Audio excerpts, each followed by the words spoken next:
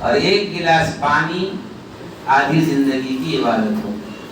اگر مانگے تو قیمت لے کے دے، بیچ دیا. جنت کو گھمایا جائے گا، پھرایا جائے گا تو بہت خوش ہوگا، دل میں ہوگا میں نے عبادت کی ہے، میں اسی جگہ پر آؤں گا. پھر اسے جہنم کی سیر کرائی جائے گی، تھوڑی دور ہی چل پائے گا کہ جہنم کی آگ کی لو سے اس کو اتنی سخت پیاس لگے گی کہ وہ کہے گا کہ مجھے پانی پلاؤ، میں پانی پینا چاہتا ہوں. تو فرشتہ کہے گا کہ یہاں تو پانی بکتا ہے. تو کہا کہ ٹھیک ہے دے دو. وہ کہے گا کہ یہاں کی کرنسی، یہاں کا پیسہ تمہارے پاس ہے؟ بولے گا نہیں ہے. تو فرشتہ کہے گا تمہارے پاس ہے. کہا وہ کیا ہے؟ فرمایا یہاں بدل جائے، عبادت ہے. آدھی عبادت تم دے دو گے تو تم کو آدھی گلاس پانی ملے. اس نے کہا کہ پیاس اتنی سخت لگی ہے کہ مجھے پہلے پانی پینا چاہیے، آدھی عبادت لے دو. جیسے ہی کہے گا لے لو، وہ آدھی عبادت ریلیٹ ہو جائے گی، ختم ہو جائے گا. اس کے بعد پھر تھوڑی دور جائے گا، جہاں سے چلا تھا وہاں آئے گا تو کہے گا کہ مجھے چلنے کی طاقت نہیں ہے، مجھے پھر پانی پلاؤ تبھی میں چل سکتا ہوں. اور وہ بیٹھ جائے گا. فرشتہ کہے گا قیمت دیجیے، پانی پیجیے، چلیے. پھر وہ جو آدھی عبادت بچی ہوئی تھی وہ عبادت پوری دے دے گا اس کو، اور پانی پیے گا، اس طاقت آئے گی، بدن میں کیلشیم آئے گا، اور کہے گا چلو پھر آئے گا. اللہ کے پاس دوبارہ واپس آیا جائے گا.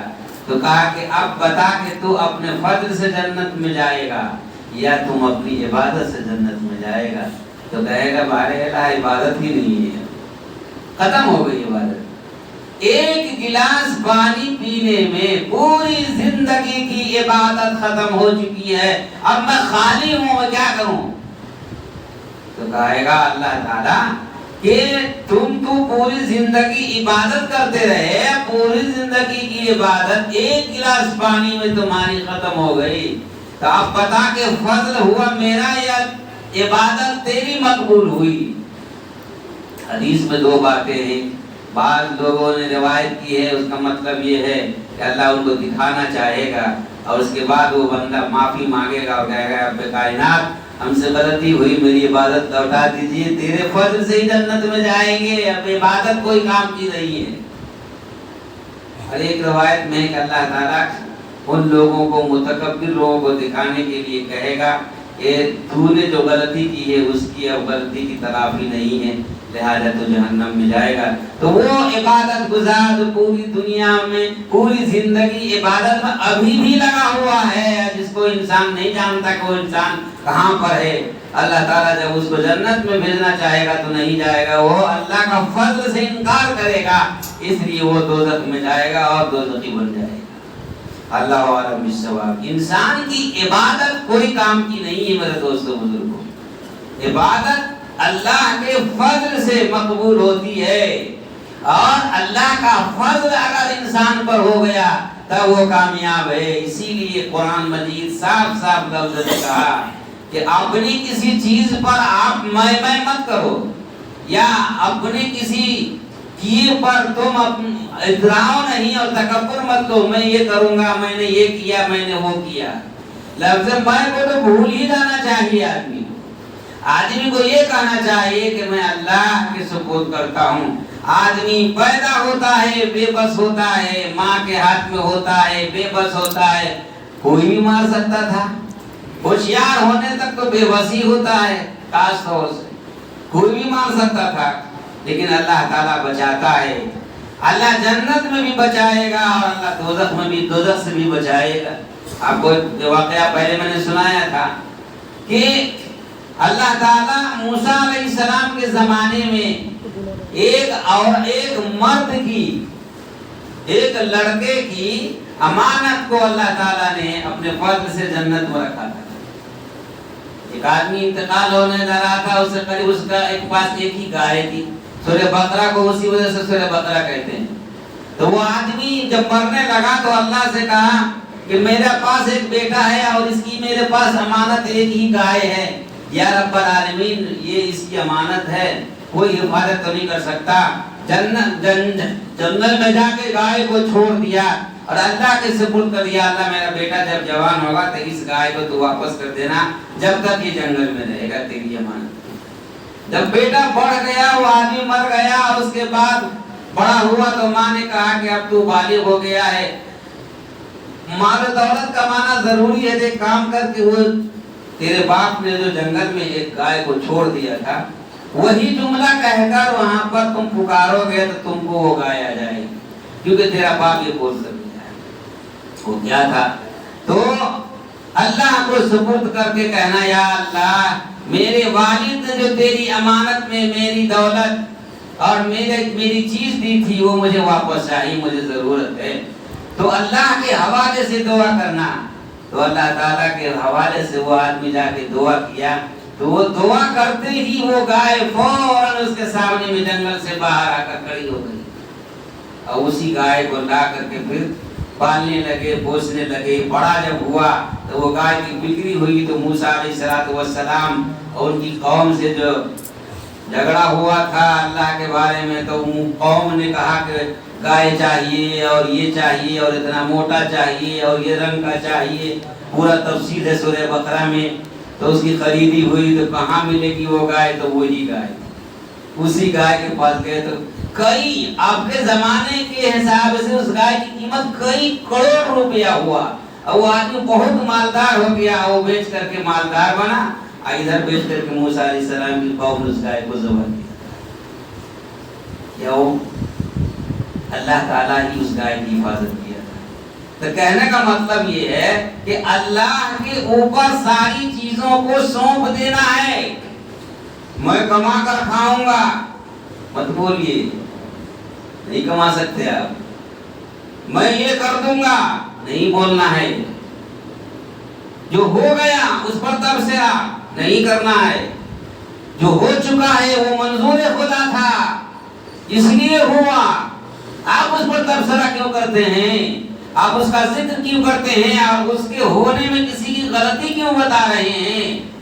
ہو چکے کام پر کسی کی غلطی کو ظاہر کرنا، رب کائنات کے کرنے پر انگلی اٹھانا ہے، ان پر اعتراض کرنا ہے۔ اللہ کہتا اچھا کیا تھا میں، الزام لگانا ہے فلاں آدمی کو، وہ وجہ تو ہوتی ہے، کسی کی وجہ سے کوئی کام ہوتا ہے۔ مثلا ایک بیچارہ لا رہا تھا، کشت میں کچھ لا رہا تھا دینے کے لیے، ٹھیس لگی، گرا، وہ گر گیا، وہ چیز ٹوٹ گئی۔ اب آدمی کیا کہتا ہے؟ اسی کو مارو، یہ آدمی گرا دیا ہے۔ اللہ کہتا ہے وَمَا تَشَاءُونَ إِلَّا يَشَاءَ اللَّهُ رَبُّ الْعَالَمِينَ۔ اس کو کیوں الزام دے رہے ہو؟ گرنے کی وجہ میں نے بنائی ہے، اب وہ ملزم ہو گیا، اب میں اپنے اوپر الزام نہیں لیا ہوں، لیکن کرتا میں ہی ہوں۔ وہ آدمی کے اوپر الزام نہیں لگانا چاہیے، اس کو جو مارتا ہے، اس کو جو پیٹتا ہے، تو اللہ کہتا ہے کہ میرے کیے ہوئے پر تم اعتراض کرتے ہو چکے کام پر اعتراض کرنا، اللہ کی ذات پر انگلی اٹھانا ہے۔ اللہ فرشتے کو گواہ بناتا ہے، اور قیامت کے دن اعتراض کرنے والے لوگوں کو پھر بلائے گا اور اس کو پھر مارے گا، کہے گا کہ تم میرے کیے ہوئے کام پر تم نے انگلی اٹھائی۔ ہاں، عمل کا اختیار دیا ہے، اس لیے عمل تم کو کرنا ضروری ہے۔ تم اپنے حساب سے اچھا کرو، میں نے کہا ہے اپنے حساب سے اچھا کرو، لیکن اچھا کرو گے تو بھی بوجھ تم ہی اٹھاؤ گے، اور برا کرو گے تو بھی بوجھ تم ہی اٹھاؤ گے۔ تیرے کیے ہوئے کا بوجھ کوئی دوسرا نہ دنیا میں اٹھائے گا، نہ قیامت میں اٹھائے گا، نہ موت کے وقت اٹھائے گا، نہ فرشتہ موت کے وقت آئے گا تو اٹھائے گا، نہ قبر میں کوئی اٹھائے گا۔ اس بات کو یاد رکھو، وَمَا تَشَاءُونَ إِلَّا أَن يَشَاءَ اللَّهُ رَبُّ الْعَالَمِينَ۔ ہم جو چاہیں گے وہی ہوگا، تم جو چاہو گے ہرگز نہیں ہوگا۔ لہذا عمل کی حیثیت تمہارے اپنے پاس رکھو، اور جتنا کہا گیا ہے اتنا کرتے رہو۔ अच्छे अमल की कोशिश करते रहो, बुरे अमल से बचने की कोशिश करते रहो। कोई भी अमल करोगे उसका जिम्मेदार तुम खुद बनोगे। मन असा फअलैहा वला तज़िरु वाज़िरतुन विज़रा उख़रा। जो कोई करेगा उसका अमल उसके सर पर लादा जाएगा। न दुनिया में किसी का कोई बोझ उठाएगा, न मौत के वक्त कोई किसी का बोझ उठाएगा, न मौत के बाद कोई किसी का बोझ उठाएगा। अल्लाह तो वाज़ेह करके बोल रहा है इंसान को। इंसान फिर भी मैं की बीमारी छूटती नहीं है। आज दुनिया में जो फसाद है वो हर आदमी अपने तौर पर तकवा को छोड़ दिया है, इसलिए फसाद है। हर आदमी को अपने अपने तौर पर मुत्तकी बनने के लिए हुक्म दिया गया है और अपने पड़ोस को मुत्तकी बनाने के लिए हुक्म दिया गया है। और यही तबलीग की जिम्मेदारी है, पहले खुद को बनो और उसके बाद दूसरे को बनाओ, वो भी अपने बचने के लिए। कि मुत्तकी बन जाओगे और सामने आग है, पीछे आग है, अगर उसको ना हटाओगे तो तुम ही जलोगे। वो भी अपने ही लिए है कि अपने को आप मुत्तकी बनाओ और सामने वाले को मुत्तकी बनाओ, ताकि दोनों दोस्त मुत्तकी रहोगे तो तुम भी बचोगे, वो भी बचेगा। इसीलिए तबलीगी हुक्म है कि आप खुद भी नेक अमल कीजिए और दूसरों को भी नेक अमल की कोशिश करते रहिए कि वो नेक अमल करता रहे, वरना होगा वही जो अल्लाह ने किस्मत में लिख दिया है। अल्लाह ताला जो किस्मत में लिख दिए है वही होगा। तो किस्मत की लिखाई तो एक बार हो चुकी, आने के वक्त एक किस्मत लिखा जा चुका और उससे ज्यादा आदमी दुनिया में पैदा ही नहीं होगा जितना आलम अज़ल में पैदा कर दिया गया। और उसकी किस्मत भी लिख दी गई, उम्र भी लिख दी गई, रोजी भी लिख दी गई, उसके हालात भी लिख दिए गए, उसके कल्चर भी लिख दिए गए, उसका मिजाज भी लिख दिया गया, उसका कपड़ा भी लिख दिया गया, उसका दाना भी लिख दिया गया, कितना दाना खाएगा उसकी मिक़दार भी लिख दी गई, कौन सा दाना खाएगा वो दाने का नाम भी लिख दिया गया, उसी दाने को खाएगा। और जब दाना खत्म हो गया तो दुनिया में वो जिंदा नहीं रहेगा। कपड़ा उसके बदन पर का खत्म हो गया, दुनिया में वो नहीं रहेगा। जितना अल्लाह ने दिया है और लिख दिया है उसका वो वक्त खत्म हो जाएगा तो दुनिया से वो चल बसेगा। मौत का कोई न कोई बहाना लगेगा और वो मर जाएगा। और अल्लाह फरमाते हैं कि कोई कहता है कि हम नहीं मरेंगे तो उसकी गलत फहमी है। ऐनमा तकूनु युदरिकुमुल मौत वलौ कुंतुम फी बुरूजिन मुशय्यदा। तुम जहाँ भी रहोगे मौत आदा पहुंचेगी, पहाड़ पर रहोगे मौत आ जाएगी, शीशे के गिलास बनाकर मकान में रहोगे मौत आ जाएगी, अपनी हिफाजती सिक्योरिटी जितना रखोगे मौत आ जाएगी। मौत के लिए कोई एक बहाना होगा, तुमको मालूम नहीं होगा। एक शख्स दुनिया में मरता हुआ होगा और प्लान बनाता हुआ होगा। अल्लाह के नबी सल्लल्लाहु अलैहि वसल्लम ने फरमाया किस्मत तो लिख दी गई है, इंसान उसके मुताबिक ही दुनिया में रहेगा। क़यामत के दिन अल्लाह ताला फरमाते हैं कि उसके हिसाब से उसका अल्लाह ताला हिसाब लेंगे। शबान का महीना है, शबान के महीने में शब बारात आने वाली है। पूरी दुनिया का आलिम, खतीब, इमाम सब के सब यही बयान करते हैं। न जाने शब बारात गुजरते ही और शब कदर गुजरती पागल हो जाते हैं, भूल जाते हैं। बड़े बड़े मौलाना खतीब बात करता है, बयान करता है और रमजान शब कदर होते ही खुद ही उसके खिलाफ करने लगता है। उलमा बयान करते हैं कि शब कदर और शब बारात में किस्मत लिखी जाती है।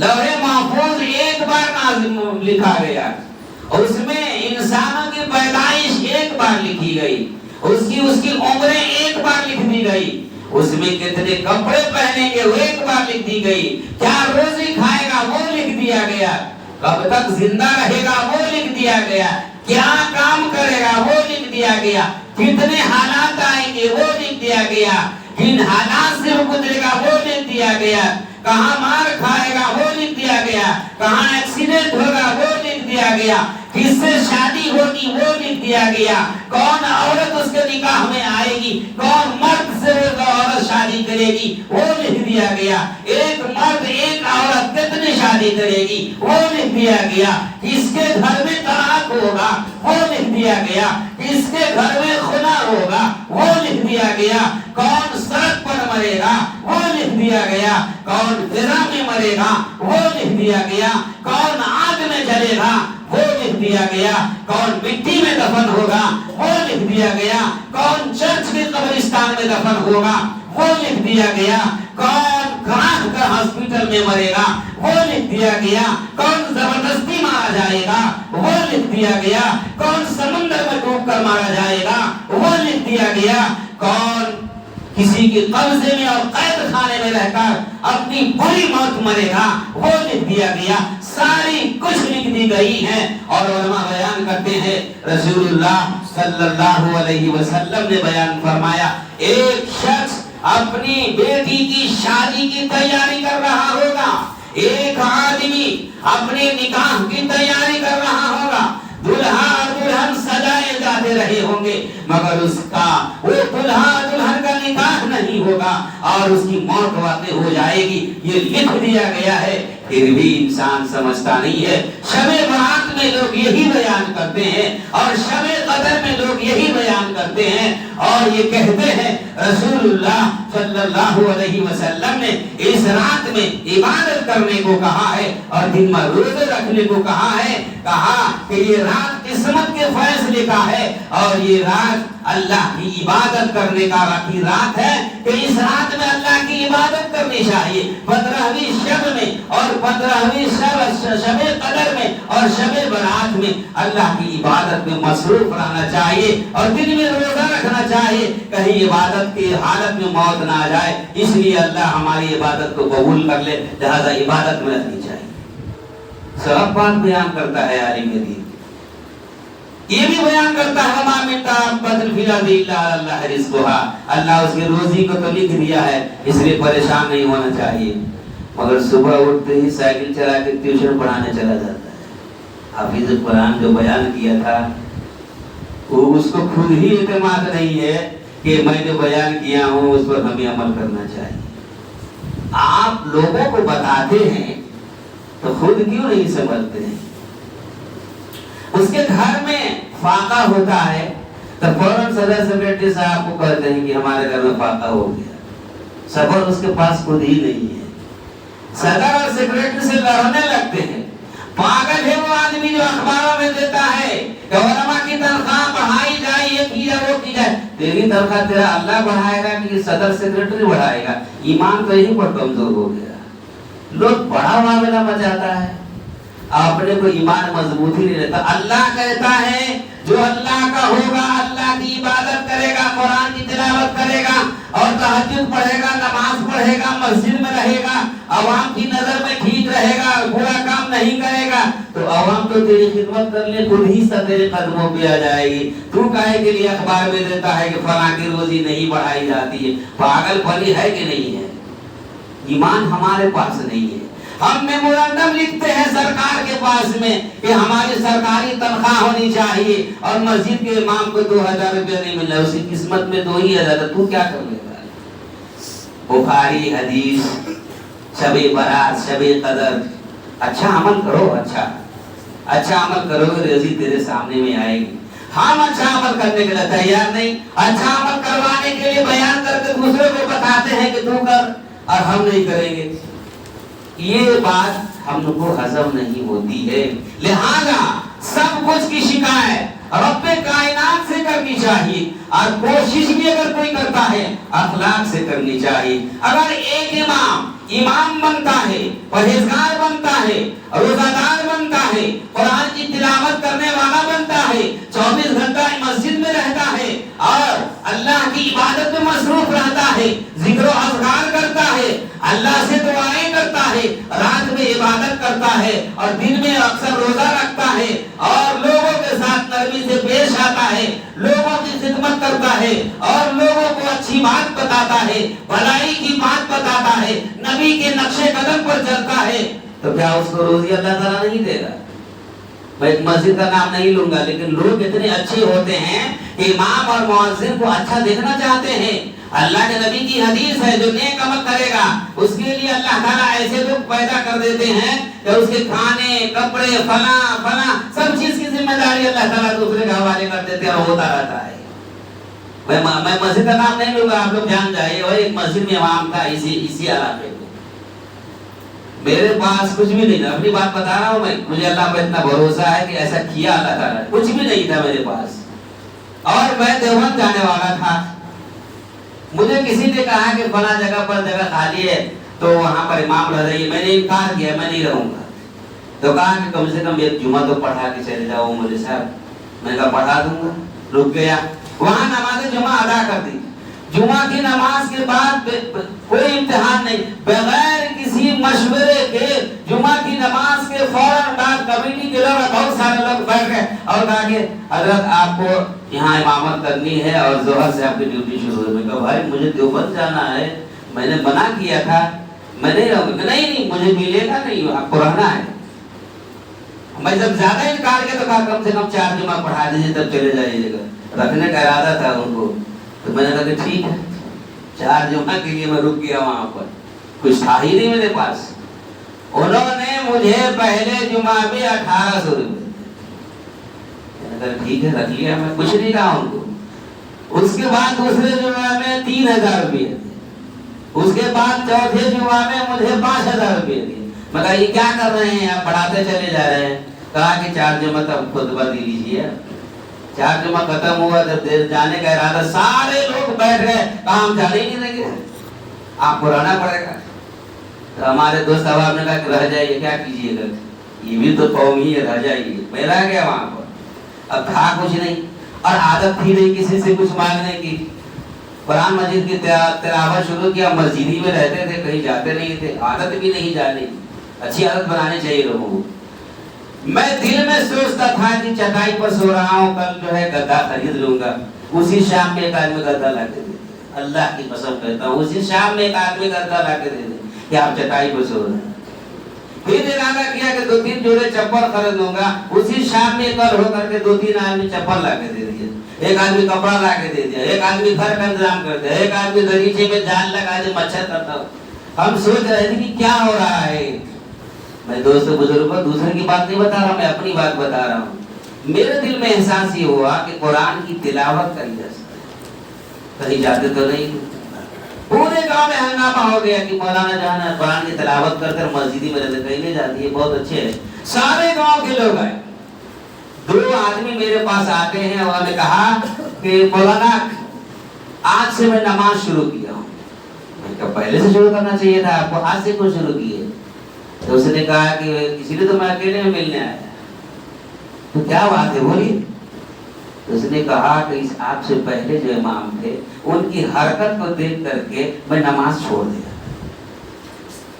مجھے افسوس ہوا، کیا حرکت تھی؟ کہ دوسری شکایت نہیں، کہ امام صاحب سے میں شکایت نہیں کروں گا، مگر آپ کو دیکھ کر میں نماز آج سے شروع کر دے رہا ہوں۔ میں کہا الحمدللہ، میں خوش قسمت آدمی ہوں، میرے ذریعے سے آپ نمازی بن جائیں گے۔ اس نے کہا کہ ہم آج سے داڑھی رکھنا بھی شروع کر دیں گے۔ بہت اچھی بات ہے، یہ بھی بہت اچھی بات ہے۔ کہا اس نے کہا کہ ہماری بڑی بڑی داڑھیاں بھی تھی، بھائی میں اپنی بات کر رہا ہوں آپ سے، بڑی بڑی داڑھیاں بھی تھی۔ میں نے کہا وہ داڑھی کہاں چلی گئی؟ کہا وہی امام صاحب کی جو حرکت تھی نا، اس کی وجہ سے مجھے بہت غصہ آیا تھا، یہ امام صاحب ایسا کریں گے تو میں کیسا کروں گا، اس لیے میں نے داڑھی بھی کٹوا لیا تھا، نماز بھی چھوڑ دیا تھا، داڑھی بھی رکھنا چھوڑ دیا تھا۔ آپ کو دیکھ کر کے نماز بھی پڑھ رہا ہوں اور آپ سے داڑھی بھی رکھنا چھوڑ کر کے میں نہیں کٹاؤں گا۔ کسی کو حدیث میں کہا کہ آپ متقی بنیں گے تو فرشتہ بنتا ہے تیار، آپ اچھی عبادت کریں گے تو آپ کی عبادت انسانی شکل میں آ کے آپ کی مدد کرتا ہے۔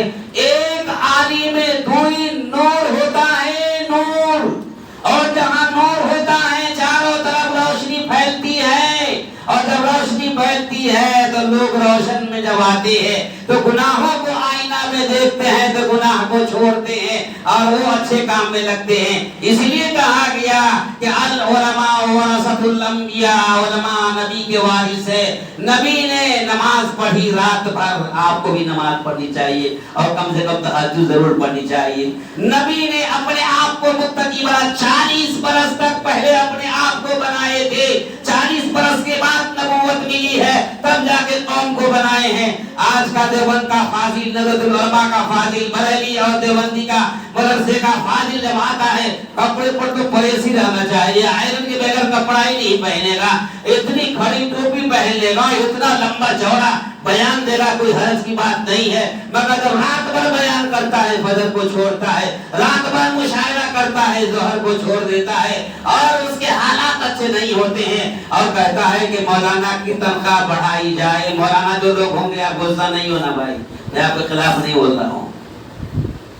آپ خود بھی متقی بنیے اور جو آدمی متقی بنے گا اس کی قسمت اس کے جو لکھی ہوئی ہے اس کے دروازے تک آ کر رہے گی، کوئی روک نہیں سکتا ہے. لیکن علماء کرام نے اپنے آپ کو برباد کر دیا ہے. یہی وجہ ہے کہ مالداروں کے پیچھے علماء پریشان ہو گئے ہیں اور اللہ کے پیچھے نہیں جاتا ہے، غیروں کے پیچھے جا رہا ہے، مال کے پیچھے پڑ گیا ہے، اپنی قسمت کے ستارے کو غروب کر لیا اس نے خود ہی. پوری دنیا میں جو فساد مچا ہوا ہے اس ملک کو علماء نے آزاد کرایا، اس ملک کو علماء ہی متحد ہو گئے تو علماء ہی اس ملک کی قسمت کا ستارہ بدلے گا، دوسرا بدل نہیں سکتا ہے. آپ اپنی قسمت پر بھروسہ تو کیجیے. آپ دوسرے کو بتاتے ہیں شب برات میں ایسا ہوا ہوتا ہے. رسول اللہ صلی اللہ علیہ وسلم نے بیان فرمایا ہے شب برات میں قسمت لکھی جاتی ہے، شب قدر میں قسمت لکھی جاتی ہے اور لکھی جا چکی ہے. قسمت محفوظ، لوح محفوظ میں قسمت لکھا ہوا ہے.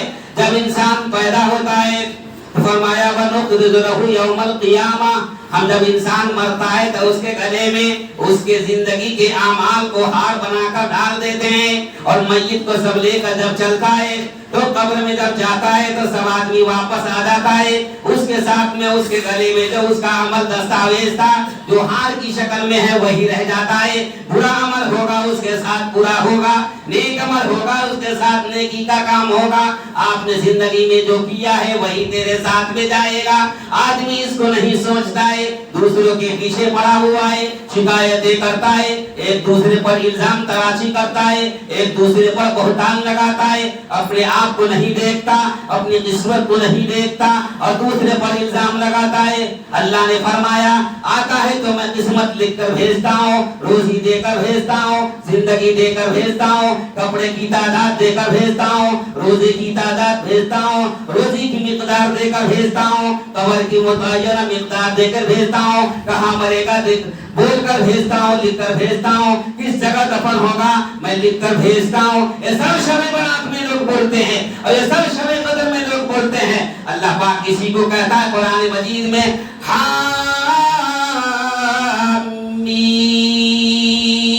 اللہ راز کی بات کو جانتے ہیں. اِنَّا أَنزَلْنَاهُ فِي لَيْلَةٍ مُبَارَكَةٍ لَيْلَةٍ مُبَارَكَةٍ إِنَّا كُنَّا مُنذِرِينَ. ہم نے اس قرآن کو شب قدر میں نازل کیا، لیلۃ المبارک میں نازل کیا. ساری کائنات کی گویا یہ سیدھی ہے، سب کچھ اس میں لکھ دیا گیا ہے. اس میں جو لکھا ہوا ہے اسی کے مطابق دنیا میں ظہور آئے گا، اسی کے مطابق دنیا میں پتے ہلیں گے، اسی کے مطابق دنیا میں انسان چلے گا، اسی کے مطابق دنیا میں انسان مرے گا، اسی کے مطابق دنیا میں انسان زندہ رہے گا. جو کوئی کچھ اس کے خلاف میں بکے گا اس کی کوئی بھی عزت نہیں ہوگی، اس کا کوئی خیال نہیں کیا جائے گا. اللہ نے فرمایا یہ ایک ایسی رات ہے جس میں ہر امر محکم کا فیصلہ کر دیا جاتا ہے. فیہا یفرق کل امر حکیم. ہر چیز کا فیصلہ اس رات میں کر دیا جاتا ہے. پھر کیوں کہتے ہو دو روزی بڑھا دو؟ پھر کیوں کہتے ہو کہ ہم پر کیوں الزام لگاتے ہو؟ پھر کیوں کہتے ہو دوسرے پر اعتراض کیوں کرتے ہو؟ اللہ جو لکھا ہے وہی ہوگا. تیرا کام اچھا عمل کرنے کا ہے، دوسرے پر اعتراض کرنے کا نہیں ہے. لہٰذا اچھا عمل کرنا چاہیے. تو شب برات میں اور شب قدر میں اللہ نے فرمایا، رسول اللہ صلی اللہ علیہ وسلم نے فرمایا کہ رات میں میٹنگ ہوتی ہے، شب برات اور شب قدر میں میٹنگ ہوتی ہے۔ مدح اعلیٰ کو یعنی حضرت جبرائیل کی سرداری میں میٹنگ ہوتی ہے عرش کے پاس، اور لوح محفوظ میں 1 سال کا جو کچھ لکھا ہوا ہوتا ہے وہ نکال کر حضرت جبرائیل امین کے حوالے کیا جاتا ہے، اور جبرائیل امین ہر دن کا الگ کرتا ہے، ہر ہفتے کا الگ کرتا ہے، ہر مہینے کا الگ کرتا ہے، الگ الگ دفتر دستاویز قانون الگ کر کے 2 فرشتوں کے حوالے کرتا ہے۔ دن کے فرشتے جو ہوتے ہیں 2 آتے ہیں اس کے حوالے کرتے ہیں، اور رات کے جو فرشتے ہوتے ہیں اس کے حوالے کرتے ہیں۔ صبح سورج نکلتے ہی وہ فرشتہ اس دفتر کو لے کر اپنا ڈیوٹی انجام دیتا ہے، اور رات کا فرشتہ اپنا ڈیوٹی انجام دیتا ہے۔ اس دن میں جو ہونے والا ہوتا ہے وہی ہو کر رہتا ہے، کوئی کسی کا کچھ بگاڑ نہیں سکتا۔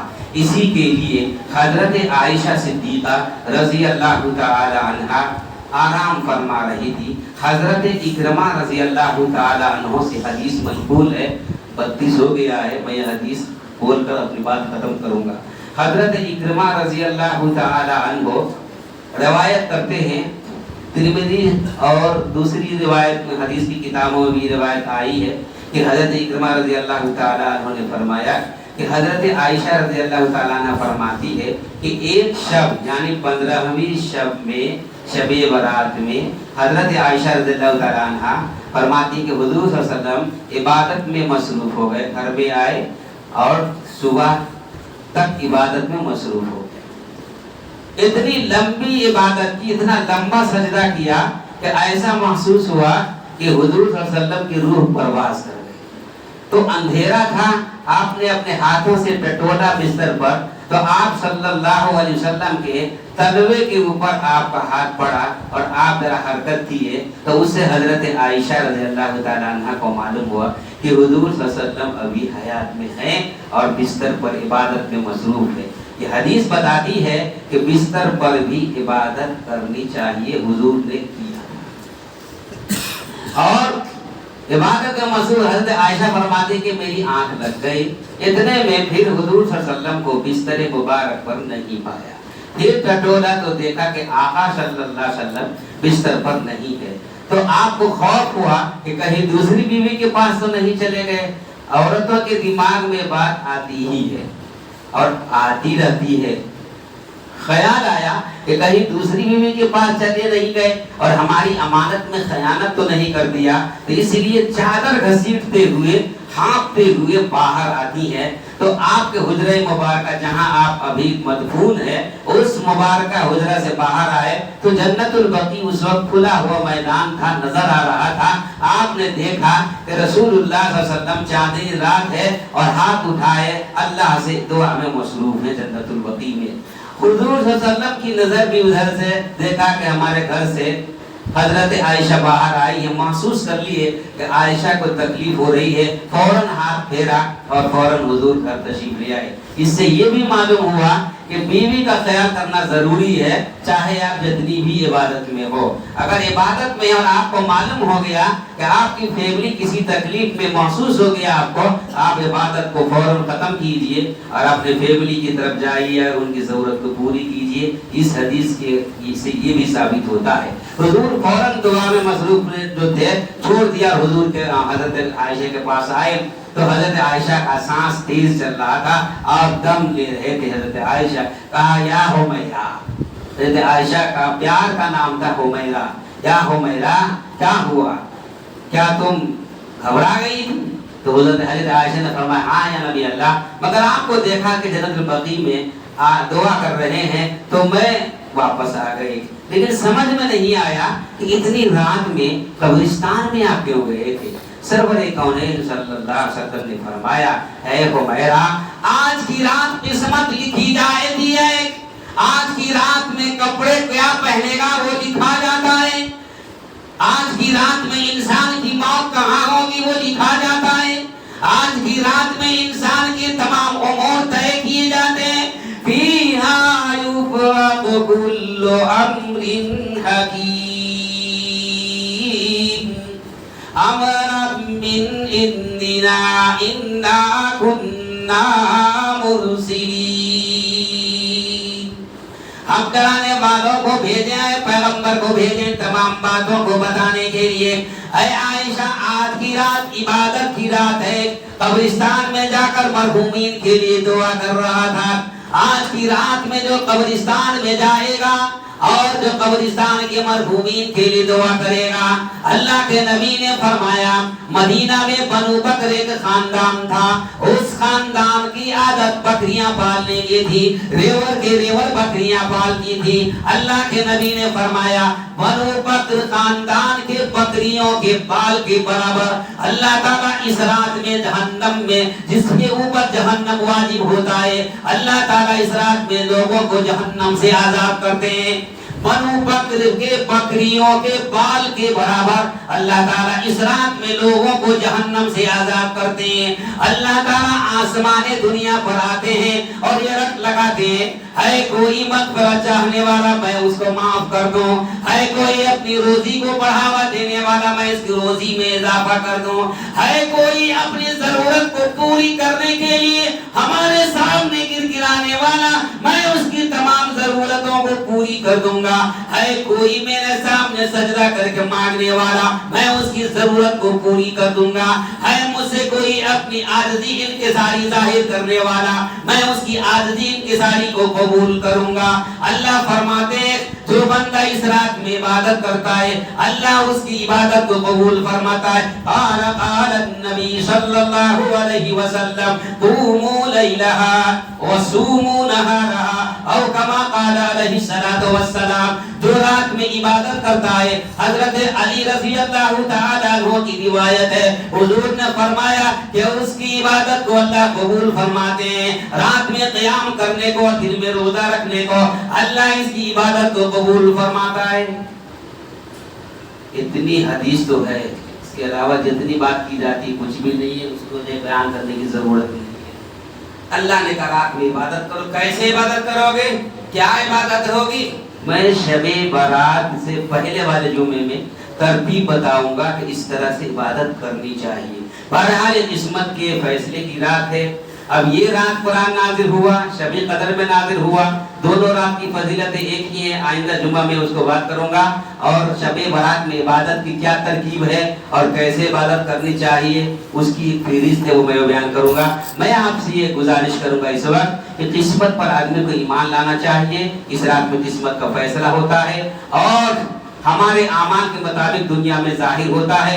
اعمالکم اعمالکم، تمہارا عمل تمہارا سرپرست ہے، تو ہم ٹھیک کریں گے تو دنیا میں ساری چیزیں ٹھیک ہو جائیں گی، ہم ٹھیک نہیں رہیں گے تو ساری چیزیں ہمارے عمل کا بدلہ ہم کو ملے گا۔ اس لیے ہمیں عبادت کرنی چاہیے، اور عبادت کے لیے میرے دوستوں مسجد ضروری ہے۔ ہم جس مسجد میں بیٹھے ہوئے ہیں، ہم نے کئی مرتبہ آپ سے کہا الحمدللہ جب ہم آئے اوپر نظر پڑی تو تعمیر شروع ہے۔ اللہ تعالیٰ اس مسجد کے ذمہ داران لوگوں کی محنت کو قبول فرمائے، اور جو محنت میں مدد کر رہے ہیں اللہ ان کی مدد کو قبول فرما لے۔ رمضان سے پہلے پہلے مجھے لگ رہا ہے کہ مسجد کی چھت پڑ جائے گی اور شاید اس میں تراویح ہم پڑھیں گے تو اللہ تعالیٰ ہماری تراویح کو قبول فرما لے گا۔ آپ تمام حضرات سے گزارش ہے کہ ایک مصلی کی قیمت 12,000 روپیے بنتی ہے، لہذا ایک آدمی اگر ایک مصلی کی قیمت دے دیں گے، اور جو لوگ مالدار ہیں، شعبان کا مہینہ آ رہا ہے، اصل میں مال خرچ کرنا شعبان کے ہی مہینے میں ہے تاکہ غریب غربا فقراء ضرورت شعبان میں پوری کر کے رمضان میں عبادت کرے۔ ہم نے اس کو بھی بدل دیا، رمضان میں 70 ثواب ملتا ہے، حدیث سن کر کے سارا ثواب کمانے کی نیت تو کر لیتے ہیں، اور مگر رمضان میں جو کام کرتے ہیں تو پورا رمضان کا روزہ چھوڑتے ہیں۔ علماء تو روزہ چھوڑ ہی دیتے ہیں، چندے کے بہانے سے، گھومنے کے بہانے سے، سفر کے بہانے سے روزہ بھی چھوٹتا ہے اور نمازیں بھی قصر اور قضا ہوتی ہے۔ یہ کیا تک بلا ہے معلوم نہیں، ہم ہی بولتے اور ہم ہی اس کے خلاف کرتے ہیں۔ شعبان کے مہینے میں ہی سب کچھ کرنے کا حکم ہے۔ اللہ کے جو فرماتے ہیں کہ لوگ شعبان کے مہینے سے ہی روزہ رکھنا شروع کرتے تھے۔ میں اگلے جمعہ بتاؤں گا کہ روزہ کیسے اور کب سے رکھنا ہے، لیکن ہم لوگ اس کے خلاف کرتے ہیں۔ گزارش یہ ہے کہ اس مہینے میں زیادہ سے زیادہ خرچ